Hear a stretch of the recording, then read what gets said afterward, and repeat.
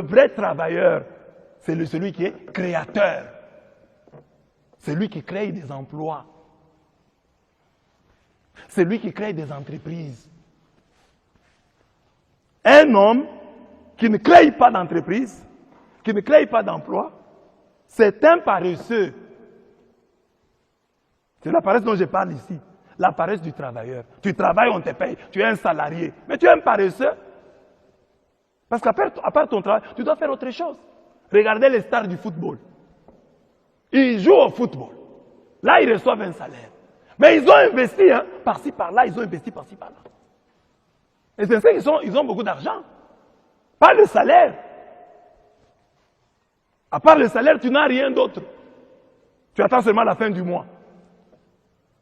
Et toi, la femme du salarié aussi, tu attends la fin du mois. Et là, vous êtes trouvés dans une même maison, deux paresseux, attendant la fin du mois.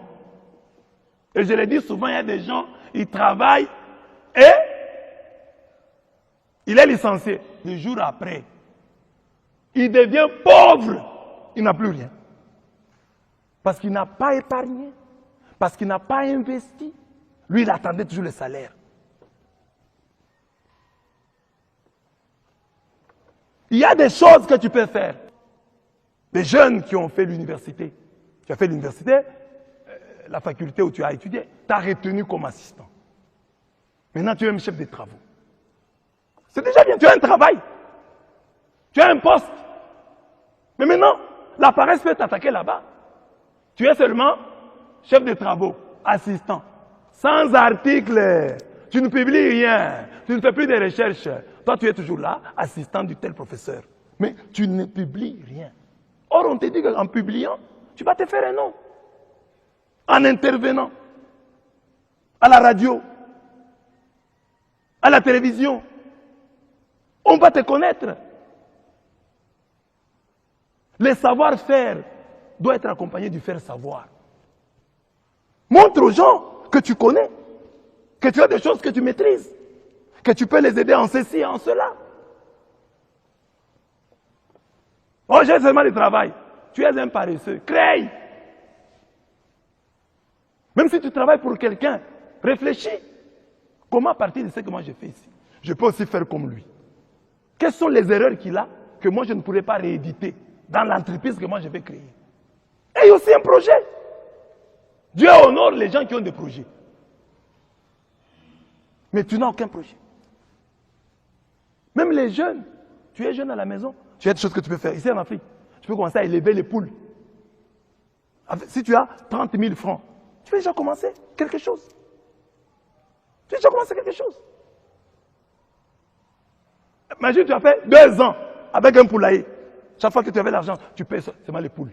Paye les poules, paye les poules. 2 ans après, tu sais combien de poules tu auras? Au moins tu seras un petit fermier. Chez toi là. Tu peux même, à l'occasion d'une fête, dire non maman, ne dépensez pas. J'ai 5 poules ici, je vous les offre pour la fête. Tu es déjà devenu un garçon responsable. Tu n'as pas l'argent. Mais le peu que tu as eu, tu l'as investi dans cette petite ferme. Mais les jeunes d'aujourd'hui, dès qu'il a l'argent, premier réflexe, les habits. Et vous savez que les habits là, des chaussures, il y a des choses qui sont faites pour les gens qui ont un peu d'argent. Il y a certaines chaussures. Toi, tu es encore pauvre, tu es piéton. Tu vas payer des chaussures de $300. Et chaque jour, tu fais les piétons. Mais ces chaussures vont s'abîmer. Toi, paye les ketchs. Des gros ketchs là. Comme tu es piéton, fais des gros ketchs là. Si tu montes avec, tu descends avec, il n'y a pas de problème. Tu n'es pas véhiculé, mais tu vas payer des chaussures qui coûtent cher. Et chaque fois, sur ton avenue là, c'est plein de cailloux. Et tu vas abîmer les chaussures. Toi, fille, là, dans ton quartier, là, c'est plein de cailloux sur la rue. Là. Tu payes les talons sous les cailloux. Mais tu vas les abîmer. Paye d'abord pantoufles perpètes, comme on dit là. Porte d'abord ça. Un jour viendra. Nous ne sommes pas créatifs. Quelqu'un termine la formation que nous recevons de nos universités. Tu termines les études, tu commences à chercher du travail. On ne nous a pas formés pour que, ayant terminé les études, nous puissions créer du travail.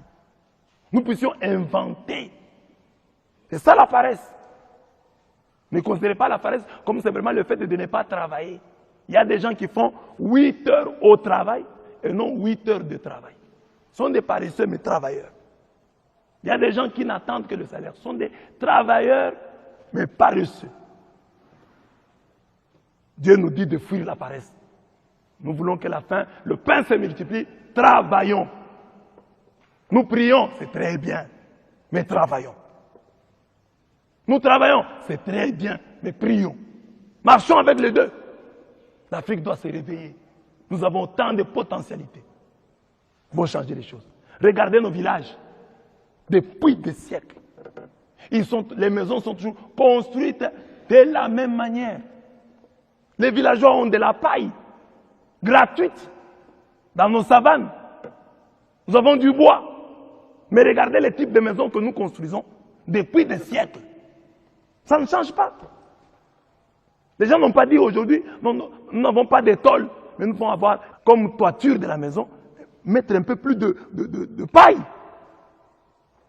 Non, chercher un peu, mettre un peu de l'esthétique. Construire ces maisons-là en ordre. Je ris souvent quand je vois le village de Kirikou. Vous voyez le village de Kirikou là, dans ce dessin animé, vous voyez un village bien construit.